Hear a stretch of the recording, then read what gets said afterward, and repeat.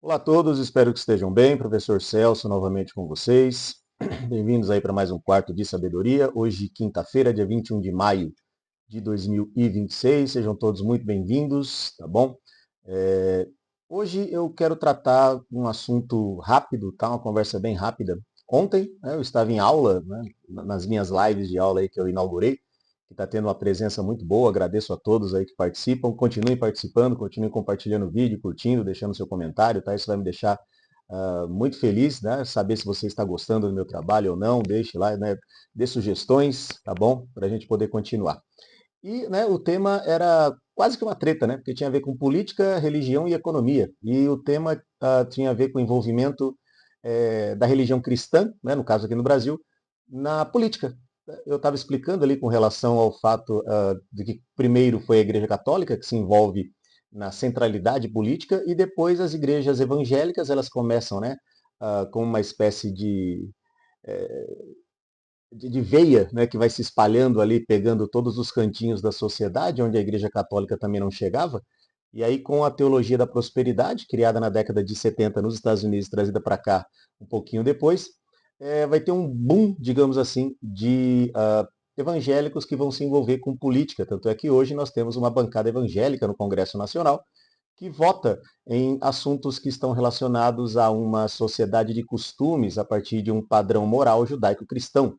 E claro que isso acaba atingindo de forma negativa tantas outras pessoas que não são cristãs ou simplesmente acreditam que dá para separar religião de política ou um fundamentalismo religioso de qualquer outra coisa relacionada à própria vida. E eles são contra, no caso, né, o pessoal conservador, que é cristão, principalmente cristão fundamentalista, seja ele católico ou protestante, eles são contra pautas progressistas, tá?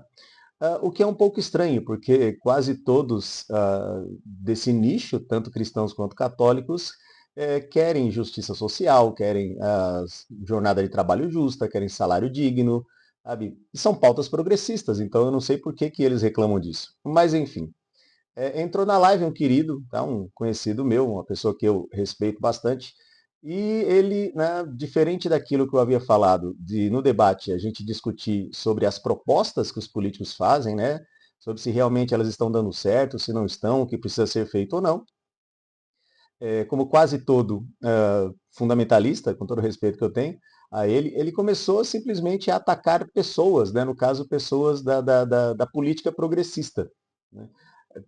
Acusando-os de corrupção, acusando disso, acusando daquilo. Eu não estou dizendo que ele está mentindo, muito pelo contrário, tá? Ele pode estar certo, sim, em muitas coisas, até porque a sensação que dá é que o político ele faz questão de ser lembrado pelas coisas erradas que ele faz. Infelizmente, né? Quase todos, né? Não todos os políticos. E nós, infelizmente, né, por conta da nossa falta de consciência política, consciência de classe e consciência social, acaba votando nesses caras, tá? E eu posso, qualquer dia desses, numa aula mesmo, aí, nessas aulas que eu faço ao vivo com o pessoal, né, como é que fala? Puxar a capivara, digamos assim, de todos eles, tá? Não no caso de crimes, mas daquilo que eles fizeram enquanto políticos e daquilo que eles não fizeram enquanto políticos. Então isso aí é tranquilo fazer, tem como a gente descobrir isso. E basta, nesse caso, fazer uma pesquisa mesmo, tá? Não uma busca rápida que as pessoas fazem em sites de busca e que a resposta da inteligência artificial serve como verdade absoluta.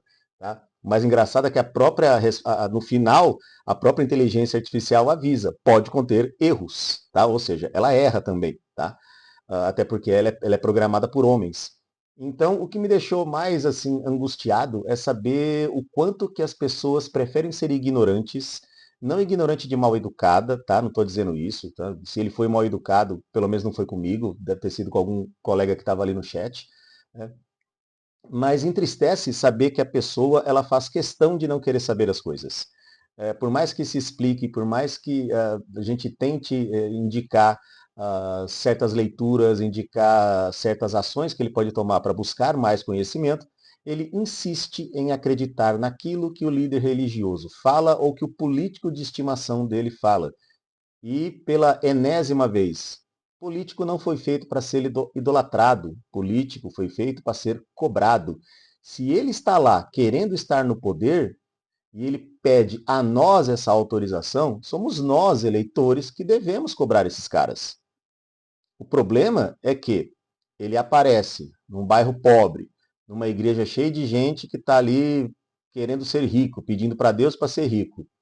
E ele começa com um clientelismo padrão século XXI, né, naquela ideia de troca de favores, e as pessoas acabam votando no cara simplesmente por isso, não por aquilo que ele tem como proposta, né, ou ele possa fazer enquanto deputado, ou senador, presidente, prefeito, vereador, seja lá o que for. É simplesmente uma troca de favores.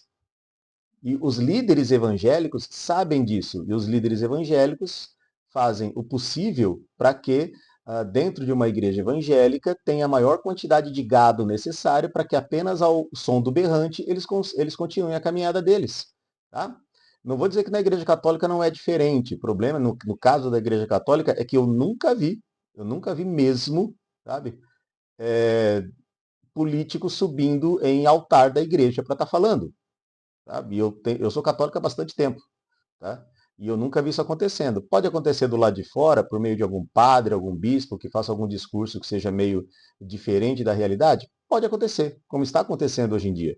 Mas é necessário que o católico também tenha consciência de que talvez aquele bispo, aquele padre, aquele frei, aquele seja lá o que for, não esteja falando em nome da igreja, esteja falando em nome dele. Então, nesse caso, o errado é ele. Porque até onde eu sei, ele não deve se meter em política, ele deve se meter em salvar almas, tá? A mesma coisa a gente pode falar dos evangélicos. Função de pastor é apresentar político? Função de pastor é falar que tal político é homem de Deus, fazer profecias para ele, como nós vimos nas duas últimas eleições, em que pastores faziam profecias para certos candidatos e essas profecias não se cumpriram? Será mesmo, crente, que você vai continuar se fazendo de cego, de surdo, para não entender que você está sendo enganado? Será mesmo que, de repente, política para você virou uma coisa muito mais importante do que o seu salário, do que o seu emprego, do que a sua vida? A vida dos políticos é ser político. Aquilo é o emprego dele. E ele consegue aquele emprego com salário muito alto, com escala muito curta de serviço, com inúmeros benefícios, porque você colocou ele lá. E você não vai cobrá-lo? Você vai achar que ele é um homem de Deus? Que ele é ungido do Senhor? Por favor, né, crente? Estou falando com respeito, porque eu também sou crente, sou católico. Mas eu não acho que a minha religião, né, o meu catolicismo, deva se envolver em questões políticas a ponto de achar que só porque o político está falando tem que ser verdade. Eles são seres humanos. Eles mentem, eles enganam, eles vão fazer de tudo para se manter no poder. E eles vão usar a nós, crentes, para fazer isso. Então você, crente, católico ou protestante, se não tiver consciência política, consciência social e consciência de classe, você será enganado sempre. Se o deputado quiser colocar uma pauta de cunho moral, judaico-cristão e te prejudicar, você vai aceitar? Então por que que para os outros está tudo bem? É isso que você tem que entender, tá bom? Fica aqui meu recado rápido. Espero que você tenha um ótimo dia. Desejo tudo de bom para vocês. A gente se vê numa próxima. Tchau, tchau, galera.